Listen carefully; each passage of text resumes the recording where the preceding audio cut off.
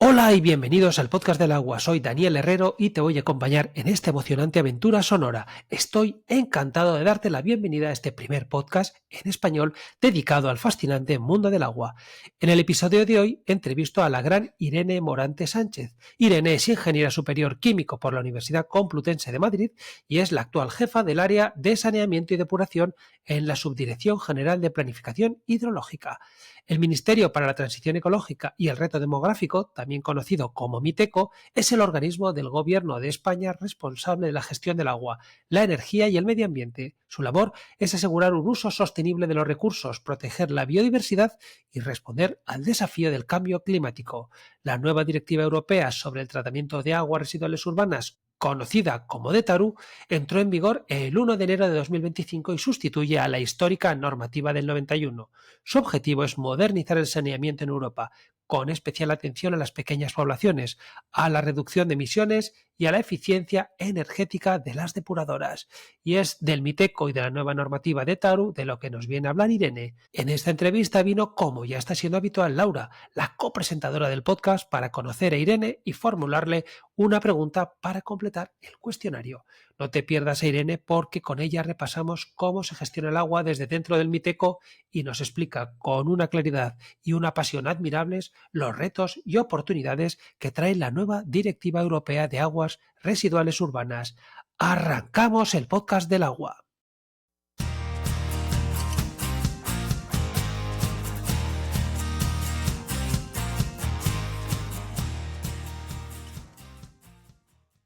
Buenas, Irene, ¿qué tal? Hola, buenas tardes, Daniel.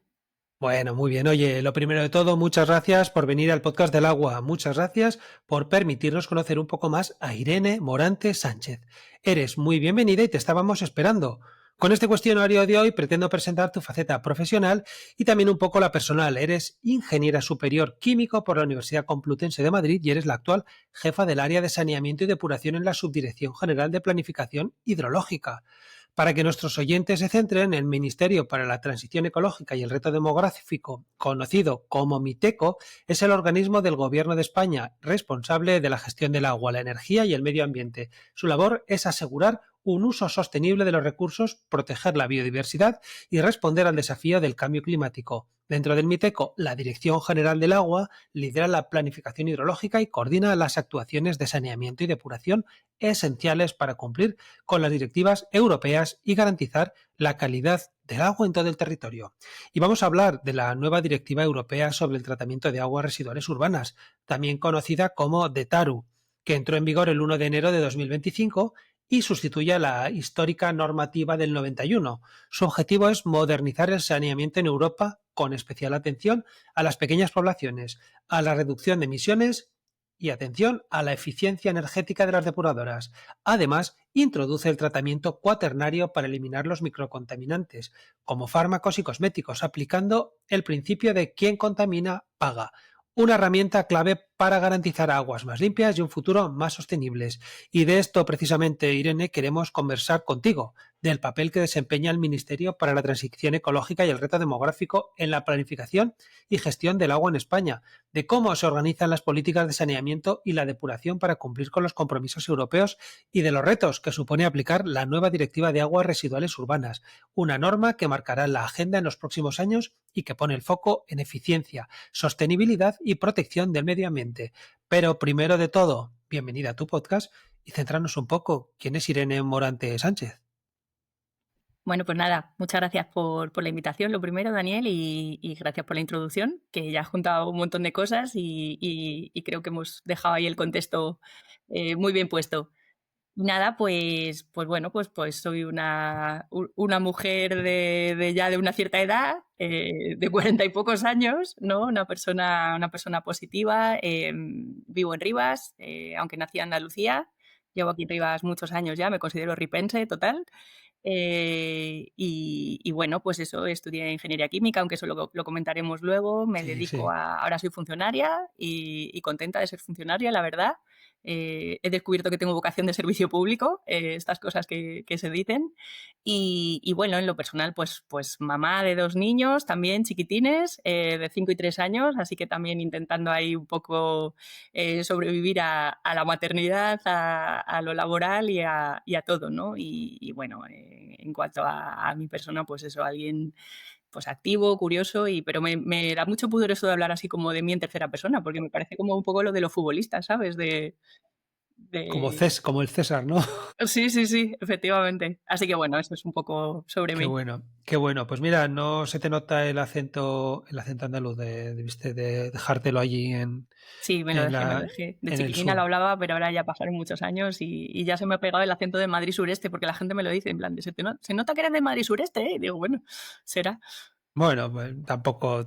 Se nota un poquitín de acento, pero un poco difícil de determinar. Pues ahora te preguntaré por qué dirigiste tu vida profesional al sector del agua, que es la siguiente pregunta que les hago a todos los invitados. Pero antes de nada, quiero contar que cuando la primera vez que te vi en directo, porque sí que había ido a hablar de ti, sí que te había leído en LinkedIn y todo eso, pero la primera vez fue que viniste a la Esmagua a dar una charla y saliste allí a contar sobre la de Taro y tal, y me apunté y dije, hay que llamar a Irene Morante. Pero luego alguien más también me ha hablado de ti, con lo cual no había escapatoria, tenías que venir por aquí y ya que estamos, pues te digo que me lo pusiste muy fácil y muy agradablemente me dijiste que sí que querías venir.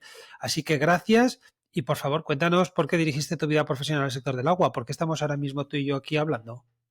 Pues nada, mira, bueno, lo de Smagua es verdad que también agradecer la invitación de Smagua y estuvo muy bien, aunque ese día la verdad que no estaba yo muy fina porque llegué muy pronto a Zaragoza, me pegué el madrugón y no sé, pero sí, o sea, estoy saliendo bastante a hacer charlas y hablar sobre el tema de la Taru porque creo que es un tema de gran interés y bueno, lo vamos a ir comentando a lo largo de la entrevista. Me invitan a bastantes sitios y eso me pone contenta en el sentido de que es algo de interés y hay tantos implicados que, bueno, tenemos que estar todos a una, ¿no? Pues yo estudié ingeniería química, la verdad que tenía pensado estudiar alguna ingeniería, pero no tenía muy clara cuál hacer.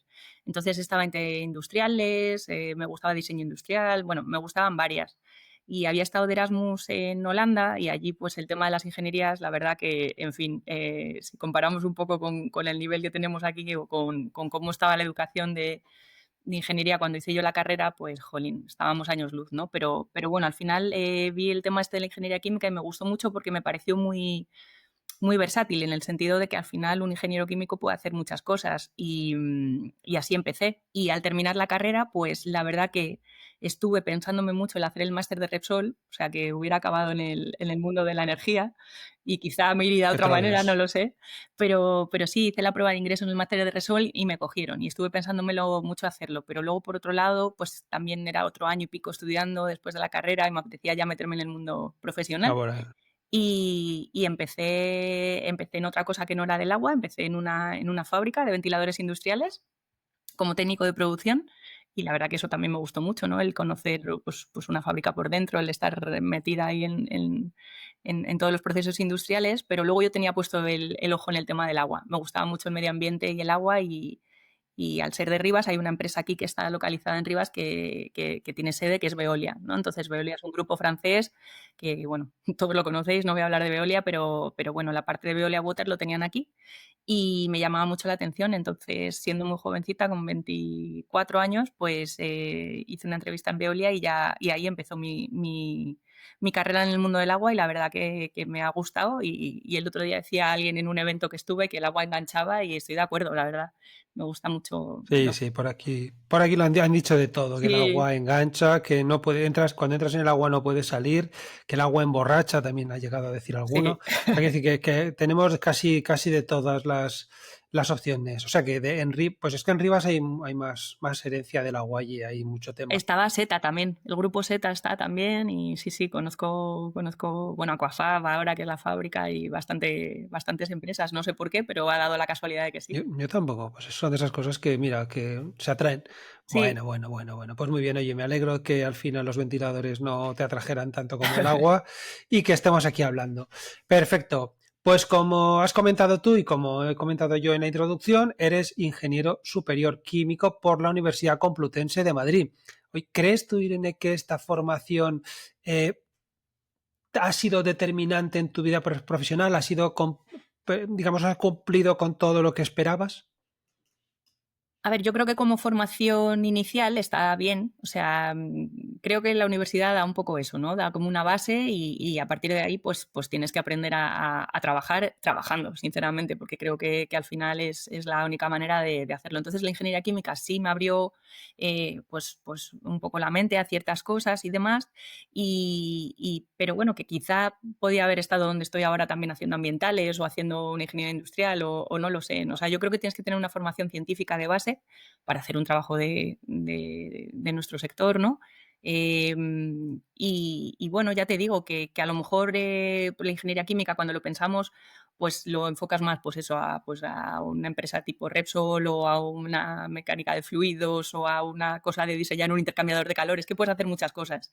Entonces, a mí sí me gustó la carrera. No sé si fue determinante para lo que hago hoy en día. Yo cuando he estado trabajando en empresas de ingeniería me he dedicado sobre todo a ser responsable de compras. Entonces, quizás ahí me hubiera venido también bien pues otro tipo de formación, ¿no? Como más de organización industrial o más de, no lo sé, pero bueno, sí, o sea, yo creo que una carrera de ingeniería te da eso, ¿no? Te da la Sí. base para luego poder aprender muchas cosas más y para, bueno, fomentar tu curiosidad y lo que está claro es que no aprendes todo en la carrera y ya a funcionar, tienes que seguir aprendiendo y estudiando toda tu vida, ¿no? O sea que de eso no nos Sí. libramos.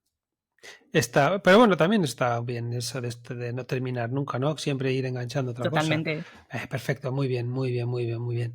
Bueno, pues como has dicho, has estado en tema de compras, ¿no? Sí. Porque sí que ahora vamos a ver un poco también las posiciones que has desarrollado, porque empezaste como responsable de compras en Abengoa Water, ya estás ahí dentro del agua. Estuviste muy vinculada a proyectos internacionales de desalación e industria del agua en países tan diversos como China, India, Argelia o México.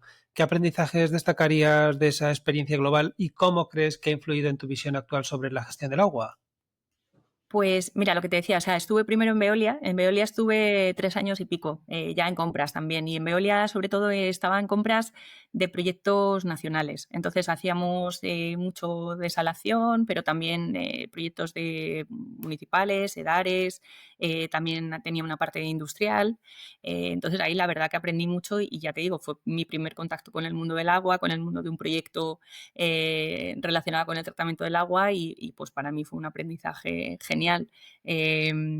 Estuve a punto de irme a Francia también, en Veolia, que tienen una sede muy grande en París. Al final, bueno, pues no salió, pero un poco ya me despertó el gusanillo de tener esos proyectos internacionales. Y luego casi, eso, estuve unos 4 años y luego ya pues di el salto a Bengoa Water, y ahí, pues igual, estuve trabajando como responsable de compras en proyectos de desalación y luego hacíamos también, yo me dedicaba sobre todo a las compras de OIM, de operación y Ujú. mantenimiento de las Ah, mira. desaladoras que tenía Abengoa en UTE, pues con Sadit, con otras empresas. Tenían, pues eso, desaladoras, como tú has dicho, pues en Argelia, teníamos varias, en Ghana, en Accra, en India, en Chennai, en China, bueno, muchas plantas.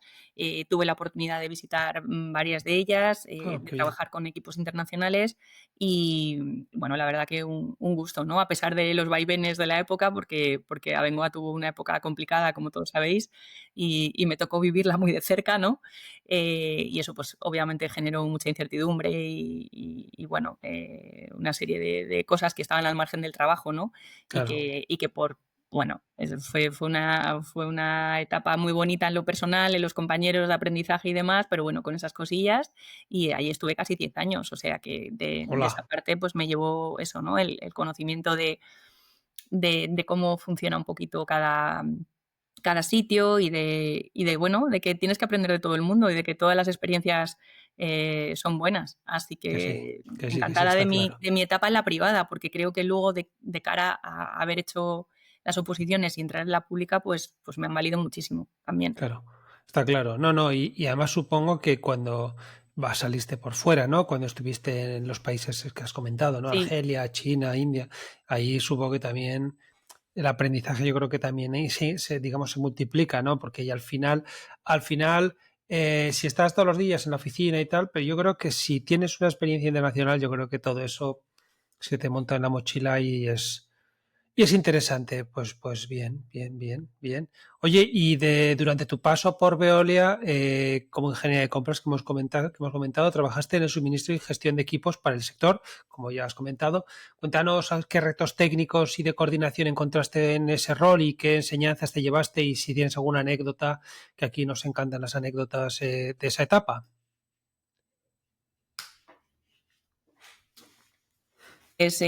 Pues estaba continuamente preguntando a los jefes de proyecto, el pobre los tenía fritos, porque claro, a mí me pasaban las especificaciones de los equipos, ¿no?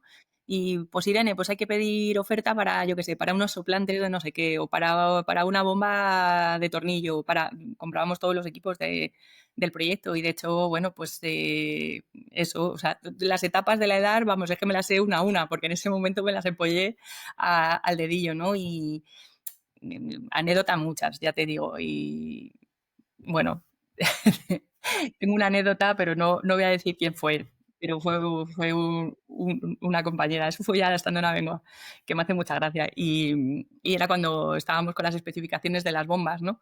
Y entonces, claro, pues hablábamos de las bombas y era pues una bomba de 10 metros, ¿no? De columna de agua, o sea, obviamente una unidad de presión. Y entonces cuando estábamos diciendo eso, no sé, dijeron 10 metros, lo que fuera.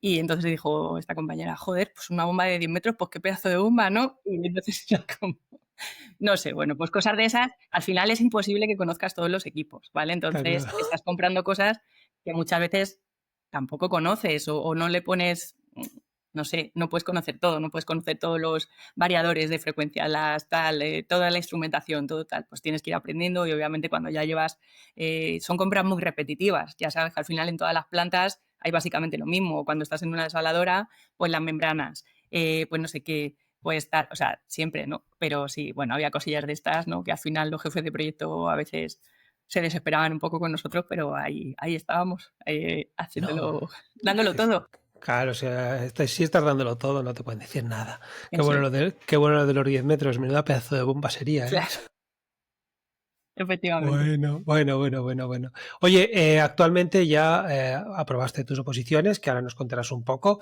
Eres la jefa del área de saneamiento y depuración en el MITECO.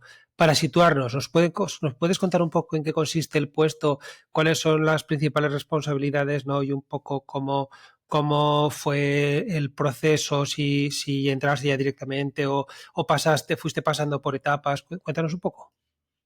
Pues sí, mira, ya lo que te digo, llevaba 13, 14 años en el sector privado y la verdad que me apetecía un cambio y luego también en esa época ya, bueno, pues se juntaban otras cosas personales, ¿no? Como el deseo, pues, de tener una familia, el tener un poco más de estabilidad y demás. Y sí que en esa época, estando en la privada y en las empresas que yo estaba, pues parecía que un poco la única opción de seguir creciendo o seguir mejorando era pues irte despatriado, ¿no? O tener una posición más fuera y tal. Y bueno, yo no sé si no me apetecía en ese momento o estaba ya un poco cansada, pero tenía una muy buena amiga que había hecho la carrera conmigo, que se había presentado a las oposiciones, Silvia, te mando un besito desde aquí, Saludamos a y Silvia de aquí. sí, y que por cierto ahora está de experta nacional en Copenhague, o sea que la tía es una crack.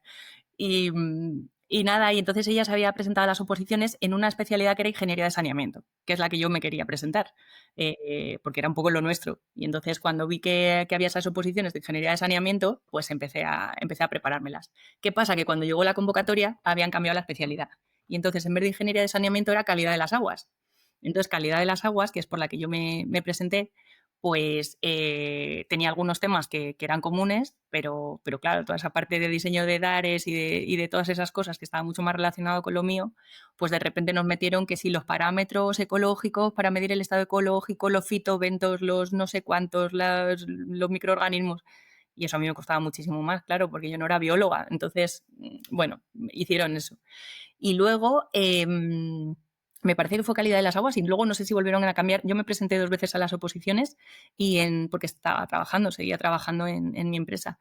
Y en la primera suspendí en el caso práctico y en la segunda ya me presenté y me presenté a la 2 y a la 1, que digamos que es como la especialidad, la grande y la otra, y bueno, y lo di todo, la verdad, y eso, y estudiando y trabajando a la vez, complicado, pero bueno, tuve la suerte de que quedé la primera en la oposición y pude elegir. Toma, toma. Elegí directamente la subdirección de planificación hidrológica porque me gustaba, me llamaba mucho la atención, y dentro de la subdirección de planificación hidrológica, pues hablé en ese momento con el subdirector y le dije, oye, ¿qué opciones hay? Y me dijo, bueno, pues hay la directiva 91, la de las aguas residuales urbanas, o está la directiva de nitratos, o está la directiva marco del agua. Y a mí me gustaba la de aguas residuales urbanas, porque a mí me gustaba el saneamiento, la ingeniería de saneamiento. Entonces entré allí. La verdad que elegí y tuve la suerte de empezar directamente ahí en la parte de las aguas residuales urbanas dentro de planificación hidrológica del Qué MITER. bueno, qué bueno. Mm. Y un poco por centrarnos, ¿en qué consiste tu puesto?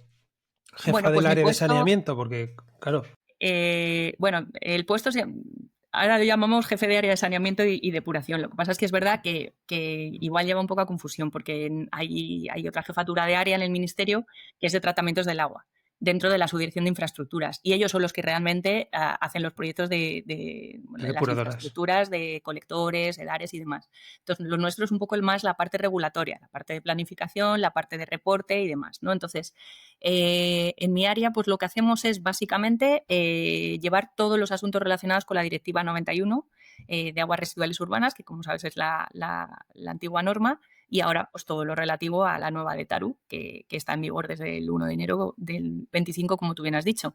Entonces, pues llevamos desde lo que es el reporte a la Comisión Europea, que tenemos que hacer un reporte bienal cada 2 años de la Directiva 91. Entonces, bueno, por empezar desde el principio, en el tema del saneamiento y la depuración, la competencia no es de la Administración General del Estado, la competencia es de las entidades locales, de las comunidades autónomas, y nosotros ejercemos, y de la AGE cuando hay actuaciones de interés general. Entonces, nosotros lo que hacemos básicamente es una labor de coordinación, o sea, legislación básica y coordinación. Entonces, hacemos el reporte nacional integrado cada 2 años a la comisión de decir, señores, así lo estamos haciendo en España, recopilamos la información de las autoridades competentes, las comunidades autónomas, y hacemos una serie de informes integrados para mandar a la comisión, ¿no? Para informar a Europa. Entonces, llevamos todos los asuntos relacionados con la 91, llevamos los procedimientos de infracción, de saneamiento y depuración también, aunque bueno, en esto también intervienen otros compañeros del MITER, de la unidad de apoyo y de la subdirección de infraestructuras. Y bueno, y ahora estamos con el tema de la TARU, hemos participado muy directamente en todos los grupos de negociación de la TARU durante estos 2 años que ha durado el proceso de revisión, ¿no?, de la propuesta legislativa que hizo la Comisión en el año 22. Hemos estado allí en los Working Party, que se llama, que son estas reuniones de los Estados miembros en el Consejo, ¿no?, para negociar la directiva. Y una vez aprobada, pues lo que está haciendo mi área, lo que estamos haciendo yo y mi equipo, es pues tenemos que transponer el texto de la directiva al marco jurídico español, buscando la coherencia con las normas existentes y apoyar a las autoridades competentes en la implementación de la TARU, de todos los nuevos requisitos. Así que, bueno, entretenido, sí, para unos cuantos años tenemos. Pues sí, no, no. ¿Y está siendo fácil o a medias? Bueno, o sea, está siendo interesante. Lo más complejo, yo creo, de la nueva directiva es el tema de la RAP. Si quieres, ahora lo comentamos, aunque tú lo has introducido al principio, ¿no? La nueva directiva mete muchos requisitos nuevos, entonces es una versión refundida de la norma del año 91, pero introduce aspectos nuevos, como tú has dicho al principio, ¿no?, que son pues, la eficiencia energética, Ciencia el control de energética, emisiones, la cuaternarios. vigilancia epidemiológica y el tratamiento cuaternario para la eliminación de microcontaminantes. Y introduce un factor añadido, que es meter el principio de responsabilidad ampliada del productor para financiar ese tratamiento cuaternario. Entonces, esto es nuevo. Esto existe en los residuos, existen las toallitas, ahora se está haciendo una RAP de colillas, neumáticos, muchas cosas, pero claro, es novedoso en el tema de las aguas residuales urbanas. Entonces, yo creo que eso es lo que más nos está costando, ¿no? El ver cómo podemos organizar este esquema de la RAP, de la responsabilidad ampliada del productor, para financiar estos tratamientos cuaternarios. Así que en eso estamos. Y bueno, el buscar también una nueva norma que sea coherente con la legislación existente y que permita pues una implementación justa y práctica, que en fin, que también a veces es difícil. Sí, sí, sí, sí.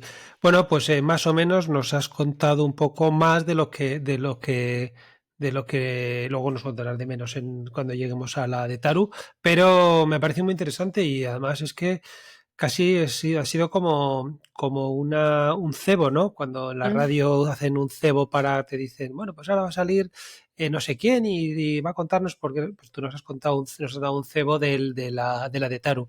Vale, pero antes Oye, Daniel, pues con quiero, esto que dices del cebo, yo creo que está, pues mira, aprovechamos eso del cebo y hacemos un llamamiento a los futuros funcionarios o funcionarios que se quieran venir a trabajar a la de Taru y al área ay, de saneamiento y depuración. venga, pues todo el que quiera, ¿eh? Todo el Sí, que sí, sí, quiera, porque trabajo hay, encantados. porque que esto está empezando ahora, pues mira, allí ya saben dónde van a encontrar y además sí que es un tema bien bonito Sí, y que hay que darle para adelante, si no, no vamos a terminar. Pues muy interesante, llamada hecha para el que quiera.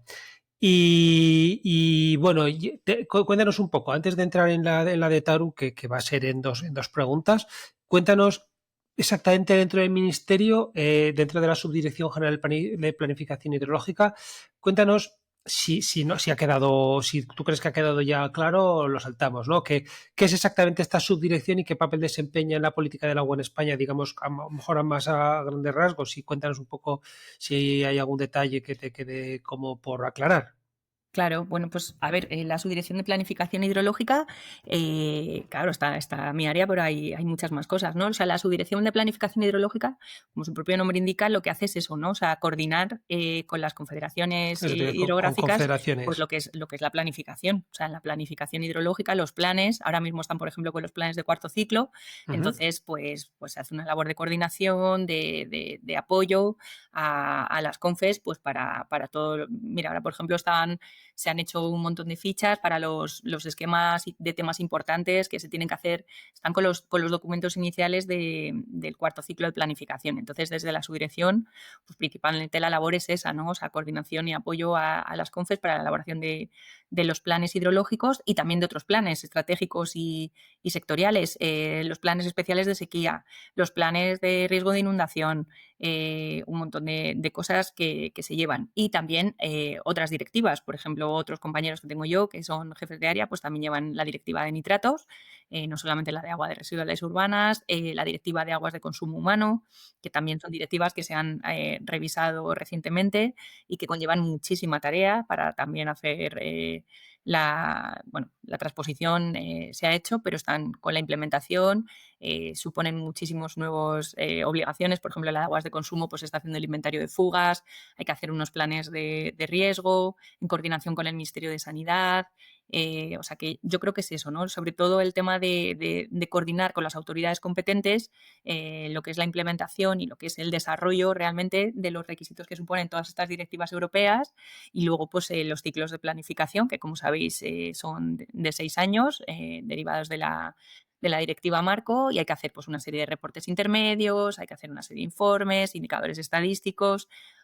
También lleva el convenio de Albufeira, nuestra subdirección, Anda. por ejemplo, entonces la coordinación para todo lo que es el convenio de Albufeira y cuencas transfronterizas, o sea que bueno, muchas, muchas cosas. Y por supuesto también colaboración pues, con otras subdirecciones del Ministerio, con programación económica, con la subdirección de infraestructuras que comentaba antes, que lleva todas las actuaciones de interés general, con la subdirección de protección de las aguas, que lleva todo el tema de los riesgos de inundación, de los PEGRIS, de restauración. Bueno, desde nuestro oeste también se está haciendo, por ejemplo, la revisión de la IPH, de la Instrucción de Planificación Hidrológica. Eh, Hay muchos temas y muy diversos. La verdad que yo creo que es una subdirección que no es de las más grandes de la Dirección General del Agua, pero que sí se llevan muchos temas. El registro de zonas protegidas, o sea, hay bastante chicha. Bueno, pues mira, Sí, yo pensaba que era como más centrado en todo este tema no a lo mejor no de la de Taru, sino a lo mejor mm, también la de nitratos y todo eso, sí, pero no, no, ahí entra un poco hasta el agua potable. Pues mira, es curioso, toda esta normativa de agua potable, o yo por lo menos no me he llegado tanto, así que la investigaré un poco, igual hay que darle un toque a tus colegas sí, sí, del sí. Pues Miteco mira, también le lanzamos el guante desde aquí. Ya te digo yo que sí, para que nos vengan aquí a contar cómo están Sí. transponiendo toda esta normativa, que también yo creo que será y a lo mejor incluso más complicada que la de Taru, porque en cuanto ya hay consumo humano, las cosas igual se complican un poco más, me da esa sensación. Ahora Bueno, con eso, con los trabajos de la Directiva de Aguas de Consumo, pues eso, están con el tema de los inventarios de fugas, eso también es un trabajazo, curioso. Sí, con el sí. inventario de captaciones, que no voy a decir aquí la cifra porque no me recuerdo exactamente y no quiero meter la pata, pero me dijo mi compañero Javier que hay miles de captaciones, claro, que hay que inventariar, además son datos muy sensibles, porque obviamente son datos confidenciales, Claro, estratégicos, claro. pues eso, ¿no? Y sí, en coordinación con el Ministerio de Sanidad están haciendo muchos de esos trabajos de evaluaciones de riesgo también para las captaciones, o sea que complejo. Mm. Qué bueno, qué bueno. Muy bien. Oye, y el Miteco tiene un papel central también en la planificación hidrológica y en la coordinación con comunidades autónomas, como has comentado, y con confederaciones. ¿Cómo se articula esa colaboración institucional para que las políticas de agua sean coherentes en todo el territorio y un poco para que todo el mundo esté participando y no se quede uno fuera y que todo el mundo esté más o menos, digamos, de buen talante, ¿no? Pues, a ver, yo creo que la comunicación es continua. O sea, yo creo que la única manera de lograr el éxito en la implementación de todas estas nuevas políticas que están viniendo de Europa es eso, ¿no? El que haya una coordinación y una colaboración de todas las autoridades competentes y que todo el mundo esté implicado. Y lo digo en cada charla que doy porque creo que al final es la única manera. O sea, no sirve de nada que nosotros hagamos una transposición desde un despacho cuando luego la competencia no va a ser mía y le estoy imponiendo a un señor que tiene que hacer una agrupación de vertidos o que tiene que hacer un seguimiento en un ADAR, algo que no es realista, ¿no? Entonces, por nuestra parte, creo que la comunicación es constante y la colaboración la articulamos a través de grupos de trabajo. Nosotros para el tema de la transposición y la implementación de la RAP hemos montado varios grupos de trabajo temáticos, pues uno para la elaboración del Programa Nacional de Ejecución, otro para el tema del tratamiento cuaternario y la RAP, y bueno, estamos en ello y abiertos a hacer más. Y, y también estamos hablando con otros ministerios, porque también son temas de un alcance bastante amplio, pues con sanidad, no sé si participaremos también en algún grupo interministerial que hay con Hacienda, porque ya te digo que el tema este de la RAP tiene un alcance que va más allá de lo puramente técnico, ¿no? Entonces, por nuestra parte así. Y luego mis compañeros que están más relacionados con el tema de la planificación hidrológica en sí, de los planes de sequía y demás, pues igual están en permanente contacto con las confederaciones, con reuniones periódicas y así, básicamente. O sea, es que al final, pues las subdirecciones y Sí, las confederaciones y las comunidades autónomas somos personas y parece, no sé, la gente tiene la sensación de que hay mucha gente para todo, pero en el fondo te diré que somos cuatro gatos en todos los lagos, entonces estamos todos en lo mismo y al final, pues eso, ya te digo, creo que, creo que en eso sí que se está haciendo bien en el sentido de mucha comunicación. Se podrá mejorar como todo, pero creo que esa es un poco la forma de trabajar en equipo. qué bueno. Gracias, de hecho, cuando has dicho lo de los cuatro gatos, me ha recordado a mi amigo José Luis que dice que es cuatro amigos, ¿no? Somos cuatro amigos. Pues sí, básicamente. Bueno, bueno, bueno, bueno. Pues nada, venga, hay que darle un empujón a esto y me parece muy, que nos ha explicado estupendamente. Bueno, pues salvo que me digas que tienes alguna cosa que comentar más, aunque luego te dejo más adelante te comento que te dejo que sí queda algo en el tintero que lo digas. Vamos a entrar ya en la de Taru para que nos la expliques bien, o todo lo bien que se pueda en un podcast. Y digamos que yo te pediría que más o menos desde una perspectiva general, ¿qué supone la aprobación de esta nueva directiva europea y por qué era necesario actualizar la normativa del 91? Que estamos hablando del 91, ¿no? Que ya Mm. tiene sus añitos. Bueno, pues mira, la norma del año 91, como tú bien dices, tiene 30 y pico años, ¿vale? Y en ese tiempo, pues la verdad que ha sido una norma de aplicación sencilla, en el sentido de que establecía unos requisitos y unos plazos pues muy claros, ¿no? y en ese periodo de 30 y pico años de aplicación, pues se ha conseguido una mejora sustancial de la calidad de los vertidos y del estado de las aguas receptoras, ¿no? Pero ¿qué pasa? Pues que seguía habiendo retos pendientes y seguía habiendo asuntos que había que abordar. Entonces, se hizo una evaluación de la directiva del año 91 en el 2019 en un programa que se llama REFIT, perdón, que es un programa que tiene la Unión Europea, que es pues para reevaluación de políticas ambientales. Entonces hicieron una evaluación de la directiva del año 91 y se vio pues, que había margen de mejora en varios asuntos. El primero, pues en la contaminación remanente, es decir, la contaminación que se escapaba aplicando la norma del año 91. Pues pequeñas aglomeraciones, desbordamientos de aguas de tormenta, escorrentía urbana, sistemas individuales que no estaban bien controlados. Entonces, fuentes de contaminación remanente. Luego, había que alinear la norma del año 91 con el Pacto Verde Europeo, ¿vale? Porque era una norma antigua, pues que no tenía en cuenta requisitos de eficiencia energética, emisiones de gases de efecto invernadero y una serie de cosas que ahora con el Pacto Verde Europeo pues han cobrado una gran importancia. Y luego pues también se buscaba mejorar un poco la gobernanza en general, ¿vale? O sea, el incluir a todas las partes, el hacer a los ciudadanos más partícipes, el incrementar la transparencia del sector y demás. Entonces, cuando se hizo la evaluación, pues se determinó, se hicieron una serie de estudios, coste-beneficio de las medidas a implementar y demás, y de eso surgió una propuesta legislativa de la Comisión en el año 22, ¿vale? Que era lo que fue el borrador de la nueva directiva o de la refundición, ¿vale? Que partió de la Comisión Europea. Entonces, ese borrador es el que te decía al principio que se ha estado trabajando desde el año 22 hasta el año 24, donde finalmente se aprobó, por un lado en el seno del Consejo, porque como sabes, cuando hay una iniciativa de la Comisión, pues por un lado lo trabaja el Parlamento y por otro lado lo trabaja el Consejo. El Consejo. Cada una de las dos instituciones llega como a un texto, a un mandato, digamos, ¿vale? Y eso se pone en negociación, digamos, en la fase de trílogos. Entonces, nosotros como Estado miembro, pues estuvimos trabajando en el mandato del Consejo, ¿vale? En las Working Party, todos los 27 Estados miembros, tras la salida de Reino Unido, en ese periodo de 2 años. Y en ese periodo de 2 años, además, coincidió otro hecho muy importante, que fue que España tuvo la presidencia rotatoria del Consejo durante 6 meses. Entonces estuvimos también, primero como parte negociadora, bajo la presidencia de Suecia, luego le tocó a España, ¿vale? Durante 6 meses en los que ejercimos como presidencia y entonces teníamos que tener un papel un poco más neutral en las negociaciones y demás. Y luego ya, pues con Bélgica, ¿vale? Se acabó de cerrar el texto. Luego hubo otra cosa más, que fue que hubo elecciones al Parlamento Europeo, entonces cambió la configuración del Parlamento, cambió la configuración de la Comisión y demás. Entonces, bueno, ha sido un periodo interesante, intenso, estos 2 años y pico que duró la revisión de la directiva. Y luego, ya te digo, pues a finales del año 24 ya se publicó en el diario oficial de la Unión Europea, ¿vale? En el DUE, y a partir Y del el 1 de uno. enero ha entrado en vigor. Qué bueno. Así fue Qué un bueno. poco el germen de la revisión y el por qué hacía falta el hacer un nuevo texto. Qué bueno. Y con el cambio del Parlamento, ¿alguna cosa fue para atrás o para adelante o no demasiado?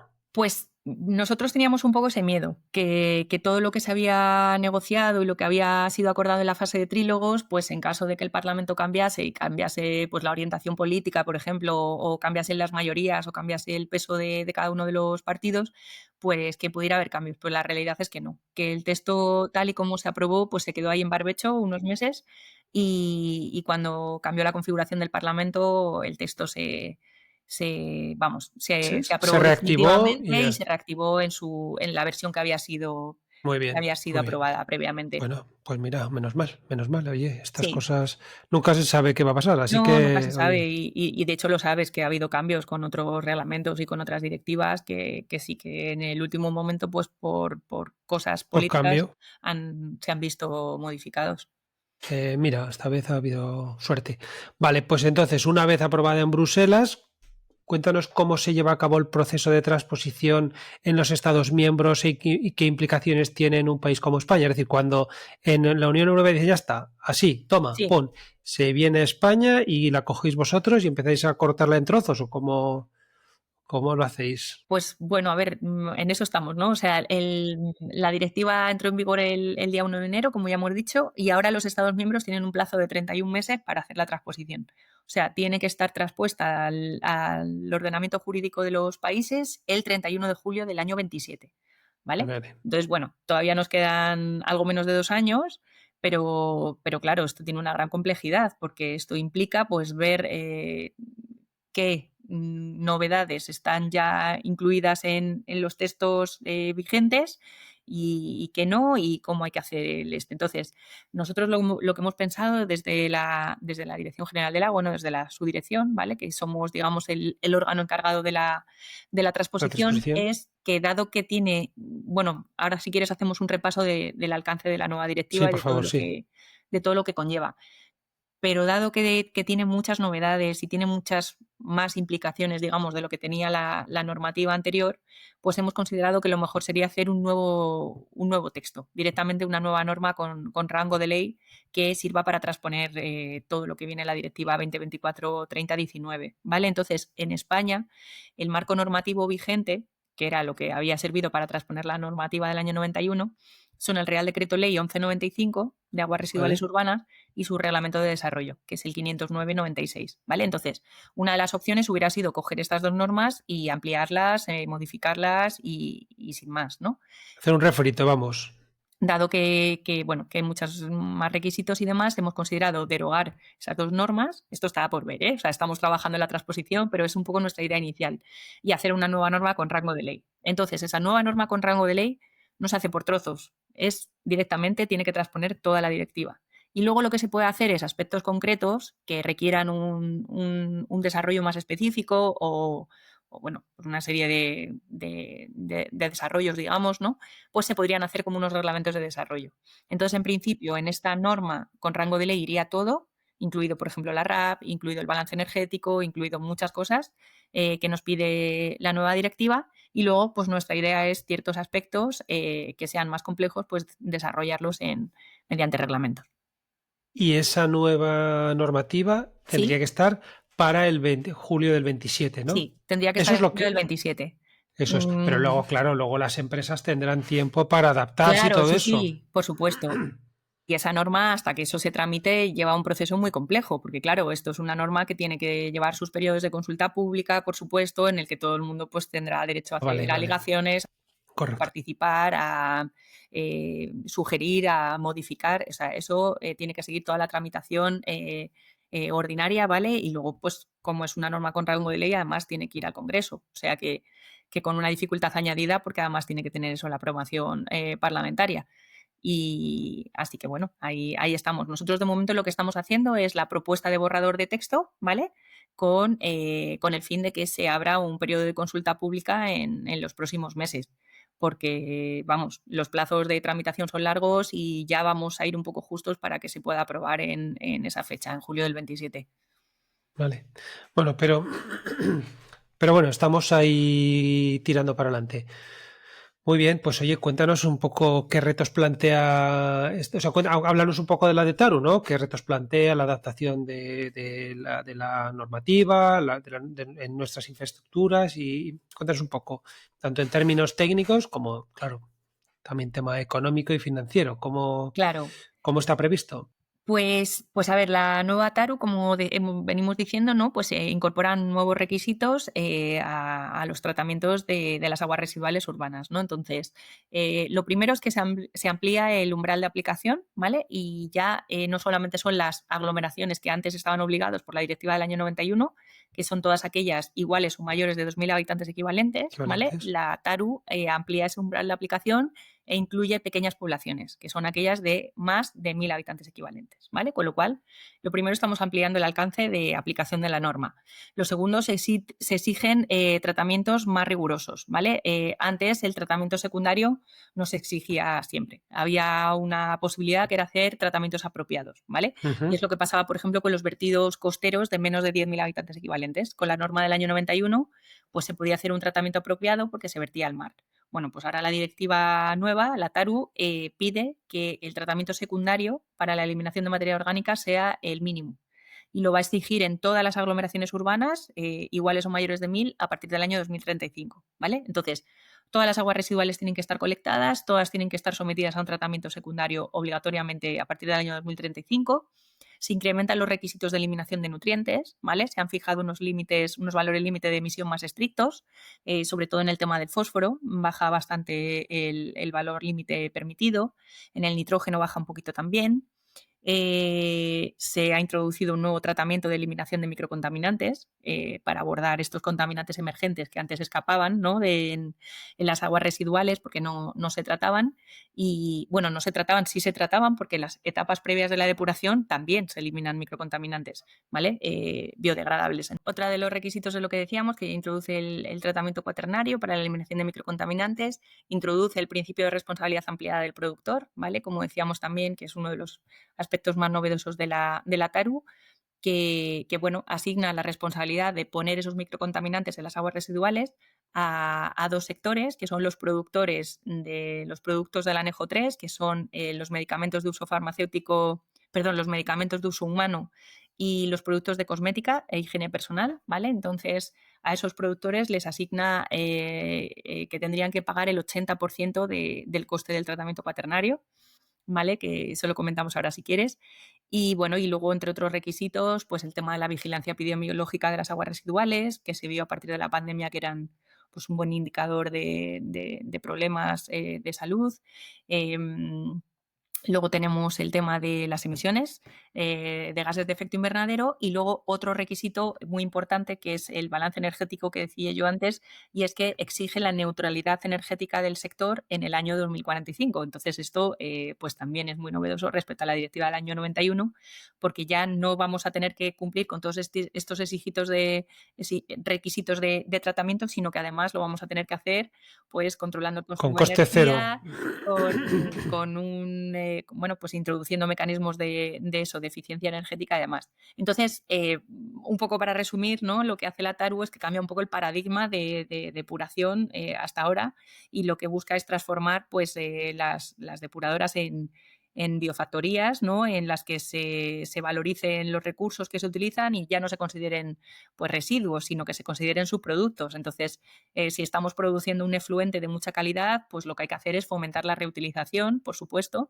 Eso es otro de los principios de la TARU, ¿no? El fomentar el reuso siempre que se pueda, pues porque estamos consiguiendo un efluente depurado de mucha calidad, al que estamos quitando nutrientes, al que estamos quitando microcontaminantes, y obviamente pues verter eso en algunos casos sí puede ser muy adecuado, pero por ejemplo verterlo a la costa cuando podemos tener la posibilidad de reutilizar, pues, pues sería lo más lógico, ¿no? Y ya te digo, entonces es eso, cambiar un poco este modelo lineal que veníamos haciendo siempre, de captar, utilizar, depurar y verter y sin más, a pues aquí hago esto, pero es que aparte reutilizo, aparte valorizo los residuos y recupero fósforo y nutrientes, recupero los lodos de depuradora, hago mecanismos de eficiencia energética. O sea Y que produzco electricidad eso es, con paneles y biogás. eso Vale, es. vale, vale. Hombre, es interesante y además que al final, pues, quiero decir, aunque falta tiempo, pero que al final es una cuestión de organización y de que las cosas se hagan bien. Muy Lo bien. difícil que tiene la TARU es verdad que son los plazos. Los plazos son muy exigentes y claro, se pide todo a la vez. Entonces, nosotros en España pues vamos a tener que hacer una adaptación, eh, pues de muchas instalaciones sí se podrá hacer una adaptación y, bueno, incorporar estos nuevos requisitos, y en otras directamente habrá que hacer nuevas instalaciones, porque no todas van a, por ejemplo, si tenemos unos fangos activos tradicionales, a lo mejor no en todos conseguimos hacer también una eliminación de nutrientes con esos valores límite de emisión tan estrictos que nos están pidiendo, o no se van a poder incorporar mecanismos de eficiencia energética en todas las edades. Nos lo están pidiendo las auditorías en las de más de 10.000, pero es que se ha comprobado que la cogeneración o la digestión y demás solamente son rentables en las que son a partir de 50, 60, 80.000 habitantes Claro. equivalentes. Entonces, bueno, nos piden muchas cosas y muy rápido. Y todos sabemos que un proyecto de una depuradora, con todo lo que conlleva, de una infraestructura, pues puede llevar 6, 7, 8, 10 años, dependiendo de dónde sea la localización, de los estudios que haya que hacer, de la evaluación de impacto ambiental. Entonces, ahí está el reto, ¿no? O sea, la cantidad de actuaciones que vamos a tener que hacer en un tiempo limitado y con recursos también limitados. Y lo que me No decías, está ¿cómo se claro. va a financiar? ¿Qué se supone? Bueno, el coste todavía no sabemos lo que va a suponer el adaptarnos a la nueva TARU, pero hay estimaciones que dice que puede estar en torno a los 25.000 millones de euros el hacer la adaptación a todos los nuevos requisitos de la TARU en el periodo que marca, ¿no? Entonces, claro, obviamente eso no se financia solo con la RAP ni con tarifas del agua. Entonces va a haber que tener pues, mecanismos de financiación extra. La Unión Europea ya ha dicho que va a haber fondos, ¿no? para estas políticas de cohesión, pero bueno, es complicado porque todos estos proyectos luego hay que ejecutarlos y muchas veces no hay ni medios humanos ni materiales, o sea que esa es la complejidad. Es que, en fin, y luego has pasado así muy, porque una de las cosas que a mí me parece interesantes no es el alcance, ¿no? Que ahora la cosa baja desde los 2000 que ahora más o menos se tiene en cuenta, ¿no? Hasta los 1000. La gente dirá, bueno, chico, pues es de 2000 a 1000, pero fíjate la de cantidad de poblaciones pequeñas que entran ahí, porque es el grueso, ¿no? Porque las grandes, pues hay 10 grandes que más o menos te hacen el 50 o 60% de todo el agua de España, pero estas pequeñitas de 1000 y 2000, ahí está la complejidad. Y lo que dices tú, ¿no? ¿Quién Pues paga mira, esta esas fiesta? pequeñitas de entre 1000 y 2000 a lo mejor son unas 1000 aglomeraciones más de las que estábamos reportando hasta ahora y de las que teníamos en el punto de mira hasta ahora. Llevamos 700 más o menos inventariadas y hay algunas comunidades autónomas que todavía no nos han pasado la información. Entonces pensamos que sí que pueden estar entre las 800, 1000 nuevas aglomeraciones que van a tener que acometer todas bueno, nuevas adaptaciones y que vamos a tener que incorporar en nuestros sistemas de reporte, de control, de Claro, claro. cumplimiento, etcétera. Y no es solo construirla, es mantenerla, explotarla, etcétera. En fin, Efectivamente. que es interesante. Oye, para los que escuchan este podcast es trabajo, ¿verdad? Sí. Es una buena Claro, o noticia. sea, yo creo Muy que hay que bien. verlo así también, ¿no? ¿Mm? Obviamente son muchísimos retos, pero también es una oportunidad, porque No está claro, a está nivel de claro. industrias, a nivel de empresas, a nivel del sector, pues le va a dar un impulso enorme. Entonces se necesita Claro, mucha más claro. gente, se necesita conocimiento técnico, se necesitan muchas empresas que puedan participar en todas las licitaciones que van a salir y tiene que haber una colaboración público-privada de todas formas, porque si no, pues las autoridades competentes y las administraciones públicas solas no van a ser capaces de llevar a cabo la gestión de todo este número de expedientes. Vale, perfecto. Vale, pues ya muy rápidamente te pediría que si nos puedes, porque este podcast lo escuchan no solo en España, sino también en Latinoamérica, ¿no? ¿Qué les contarías? ¿Qué nos dirías o qué contarías de aspectos de esta normativa que pudieran resultar más interesantes o inspiradores para estos países hispanoamericanos que enfrentan retos similares en saneamiento y depuración? ¿Qué nos contarías? Pues mira, hace no mucho tuvimos unos webinars organizados bueno, por nuestro departamento internacional, digamos, en el ministerio, en el que estuvimos compartiendo experiencias con técnicos de Brasil. Y ellos nos estaban comentando un poco cómo era el tema del saneamiento allí. Y claro, o sea, aquello es un país gigantesco con una complejidad tremenda. Y para ellos, por ejemplo, la complejidad era el número de actores implicados, ¿no? Así tienen muchísimas entidades de gestión y luego también a nivel regulación, pues tenían muchísimas normas porque, claro, la competencia era también como regional, entonces pues cada región hacía su propia normativa, hacía su propia ley, entonces era súper complejo la coordinación, ¿no? Entonces yo creo que, aunque nosotros somos un país mucho más pequeño, también tenemos una gran complejidad porque tenemos 17 comunidades autónomas y 2 ciudades autónomas, pues con cada una con su idiosincrasia, hay algunas que tienen diputaciones, otras no y demás. Pero yo creo que la lección que tenemos que aprender todos y que creo que nos puede servir a todos a nivel global es el tema de la gobernanza, ¿no? O sea, sin una buena gobernanza del agua, pues el resto básicamente está cojo. Entonces, creo que tenemos que tener una legislación básica robusta, sencilla y que sea implementable en sitios con distintas realidades y que también sea adaptable. O sea, lo decía el otro día en una jornada que estuve sobre el tema de la circularidad y sí, la circularidad sobre todo y el tema de la sostenibilidad hídrica. Y entonces lo que yo decía era eso, ¿no? Que la regulación y la normativa tiene que ser una palanca de conseguir esos retos. O sea, no tiene que ser un fin en sí mismo, de yo hago esto y ya está, y así tiene que ser. O sea, tiene que dar flexibilidad y tiene que permitir a los que luego realmente tienen que aplicar esas normas, pues dotarlas de ciertos mecanismos de flexibilidad para que la implementación sea adaptable. Pero eso, una buena gobernanza es creo que lo que, sin conocer la realidad de Latinoamérica de muchísimos sitios, pero por lo que a nosotros nos transmitían de Brasil y viendo la complejidad que allí tenían, pues eso, ¿no? La necesidad de una gobernanza eh, pues adecuada y fiable y adaptada a los retos de hoy.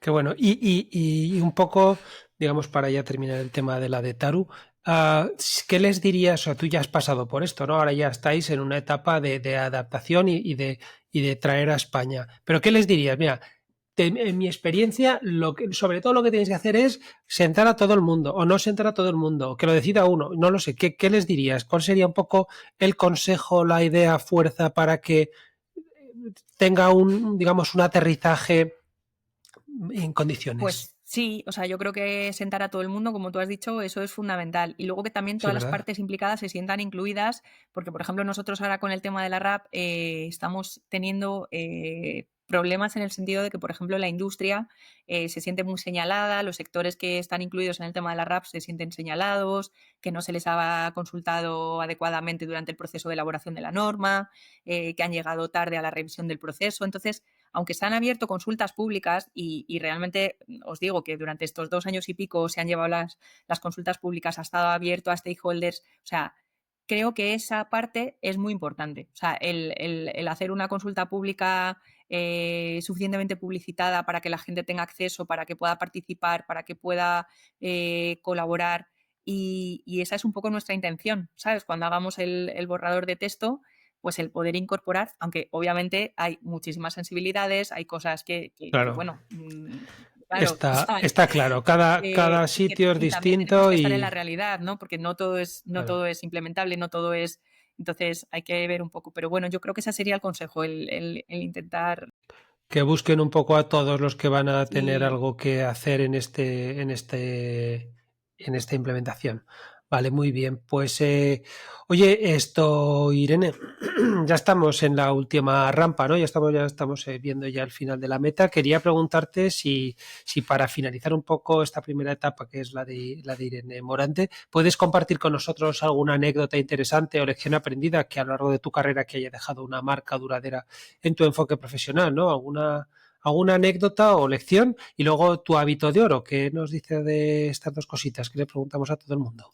pues, a ver, más que una anécdota sí, o sea, como lección, yo creo que cuando uno empieza, pues es muy, muy vehemente, muy pasional, muy, todo se lo lleva muy al terreno personal, todo es un drama, todo es, ¿no? Entonces, yo creo que trabajando durante todos estos años, lo que he intentado es un poco aprender a relativizar algunas cosas y bueno, aunque sigo siendo vehemente y pasional y a veces me pillo enfados y tal, ¿no? Pero sí que creo que en eso, pues vamos ahí como ganando un poco en calma, en confianza también en uno mismo, porque es verdad que cuando empiezas, pues quieres hacer muchas cosas, te quieres comer el mundo, pero a veces tienes esa inseguridad a la vez de que no conoces tantas cosas, entonces eso a veces pues te puede llevar a conflictos o el tú llevarte disgustos, ¿no? Entonces, eso creo que es una lección aprendida, pero vamos, no de mi carrera en general, que creo que es un poco también los años, ¿no? Que como te decía al principio, los 40 son así, te traen esas cosas. Y luego, ¿El hábito? perdona, Daniel. El hábito de oro? Y el hábito de oro, pues no sé si es de oro, pero para mí es el hábito que practico y que yo creo que es un poco también la clave de poder, si no llegar a todo, intentarlo y es ser práctico. O sea, a lo mejor no podemos hacer todo perfecto al 100%, pero hoy en día yo ya no aspiro a esa perfección del 100%. Lo que aspiro es a lo mejor a un 80 o a un 75 y el poder ir cumpliendo hitos y eso, entonces creo que hay que ser práctico. O sea, obviamente a todos nos encantaría que todo fuera maravilloso y todo tal, pero creo que al final hay ¿Impecable? que coger esto y decir, venga, pues vamos a esto, ¿cuál es la mejor manera de que más o menos salga para adelante? Y creo que, y en mi casa soy igual, ¿eh? O sea, intento hacer lo mismo. Digamos que mejor hecho que perfecto, ¿verdad? Muchas Sí, veces o sea, es obviamente la no teoría. hay que tener ciertos No en estándares, ¿no? cualquier... Y hay que no se puede bajar el por decir, simplemente lo hago, ¿no? Pero sí, o sea, creo que al final hay que avanzar y Sí, sí, muchas yo veces también. si te plantas en el: "No, es que madre mía", y lo reviso y otra vez Es lo que reviso no, y no sé cuántos y tal. O sea, que sí, que está bien. Igual a veces peco un poco de pero yo creo que sí. nada de parálisis por análisis. Vale, muy No, bien. nada de parálisis Oye, permanente. vale, pues ya sabes que en este podcast, además de este presentador, hay una copresentadora que es una inteligencia artificial y que ha estado monitorizando nuestra conversación y que ahora yo le dejo el micrófono al asiento y a ver qué pasa. Hola, doña Irene. Soy Laura, la copresentadora del podcast del agua, y ha sido un auténtico placer escuchar a doña Irene Morante Sánchez y descubrir la profundidad y el compromiso que hay detrás de su trabajo en el ámbito del saneamiento y la planificación hidrológica dentro del MITECO, un ministerio clave en la gestión del agua en España. Especialmente interesante resulta escucharla hablar sobre la nueva Directiva Europea de Aguas Residuales Urbanas, que marca un antes y un después en la forma de entender el saneamiento y la depuración en Europa. He seguido con mucha atención cada una de sus respuestas, pero me gustaría aprovechar esta oportunidad para hacerle una pregunta que no ha salido en la entrevista. Doña Irene, después de tantos años vinculada al agua, desde el ámbito técnico y ahora desde la administración pública, ¿qué cree usted que aún nos falta, como sociedad y como gestores, para que la ciudadanía entienda el verdadero valor del agua y el esfuerzo que hay detrás de que cada gota llegue limpia y segura a su destino? Muchas gracias. Hasta luego. Pues mira, yo creo que el agua es una cosa, y el otro día lo estaban diciendo en esta jornada que comentaba antes que fui, y eso decíamos, ¿no? Que es que damos por hecho que el agua como que es muy obvio que va a salir del grifo y va a salir en buen estado y nos la vamos a poder beber y siempre vamos a tener agua y que ese agua luego desaparece por la cañería o por el retrete y va a otro sitio y ya Dios dirá, ¿no?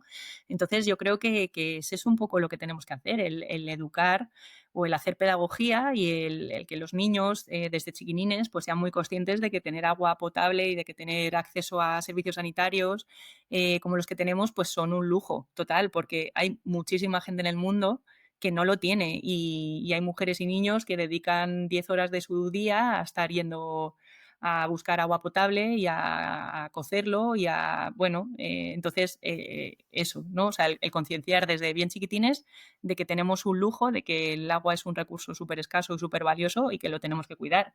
Y luego a nivel de la ciudadanía, pues el hecho de que esta directiva, por ejemplo, vaya a incrementar la transparencia, vayamos a poner en la tarifa qué conceptos están incluidos en los sistemas de saneamiento, qué cuesta cada uno, qué suponen, qué tal, pues creo que también es adecuado porque pagamos unas tarifas muy bajitas del agua en España, la verdad, bueno, por suerte, pero es lo que decimos, que parece que tiene que ser un servicio gratuito y que si nos suben 30 céntimos la tarifa del agua o el canon de saneamiento, pues es una locura, pero si luego nos suben Netflix o nos suben una copilla que te tomas por la noche, pues todo el mundo lo paga encantado, ¿no? Entonces, bueno, poner este recurso en valor creo que sería fundamental. Perfecto, pues muy bien. Yo creo que esta inteligencia se ha quedado contenta y satisfecha y ya entramos en las dos últimas preguntas. Irene, ¿a quién nos recomiendas que entrevistemos en este podcast por ser una gran persona que tiene unos altos conocimientos en el sector del agua y es un gran referente? Pues bueno, pues mira, te voy a lanzar una idea, que es una persona que el otro día me reencontré con ella, que es una compañera de promoción que estudió conmigo ingeniería química. Es una mujer de mi edad que se llama Belén Gutiérrez y es la nueva presidenta de la Asociación Española de Desalación y Reutilización. Y bueno, tiene un currículum espectacular y como calidad humana, pues igual. Así que yo te diría que si puedes pillar a Belén, que la entrevistes a ella y si está muy ocupada, pues me echas a mí la bronca por decirlo, pero que me hizo mucha ilusión reencontrarme con ella el otro día y estoy muy contenta de que esté ostentando esa posición, la verdad. Pues sí, y no te digo más, pero la vas a ver por aquí enseguida. Pues mira, genial. Y por último, ¿puedes dar un consejo a los jóvenes que están entrando en el sector? Irene, ¿qué les dirías? Bueno, les diría que, que es un sector muy bonito, es un sector en el que realmente pues, se ve el fruto del trabajo que haces, ¿no? Que tanto si es en el sector privado como en el público, pues es muy, no sé, o sea, a mí me gustaba mucho el hecho de eso, ¿no? De que cuando estaba en el privado, pues veía el fruto directo del trabajo y aquí en la pública, pues lo que te decía, he descubierto que tengo esa vocación de servicio público y me gusta mucho también. Es verdad que no es un sector que esté pagado espectacularmente, quizá hay otros sectores en los que van a cobrar más, es un sector duro, pero yo creo que si les gusta el medio ambiente y le gusta el agua y demás, pues es un sector muy bonito con muchos retos de futuro, como tú bien has estado diciendo, porque esto hasta que lo implementemos de aquí al 2045 pues queda lo suyo y creo que se van a abrir muchas oportunidades. Así que, bueno, yo les animaría mucho y eso, a ver si tienen iniciativas frescas para conseguir que lleguemos a buen puerto con todo esto. Que sí, que sí, que sí. Pues muchísimas gracias, Nada, Irene. muchas gracias a ti. Vamos los dos muy apretados de tiempo, pero no quiero dejarte de agradecer y de decirte que ha sido un placer tenerte en el podcast del agua y que siempre va a ser tu casa. Muchísimas Nada, gracias. gracias a ti, Daniel, y estamos en contacto. Y a todos vosotros, queridos oyentes y amigos, gracias por acompañarnos un episodio más en el podcast del agua. Nos vemos y escuchamos la próxima semana con otro invitado tan interesante como Irene y con temas que seguro os van a enganchar. Si os ha gustado, dadle a like y compartirlo con otros apasionados del agua. Es totalmente gratis y a mí me viene muy bien. Así que hasta pronto y namaste.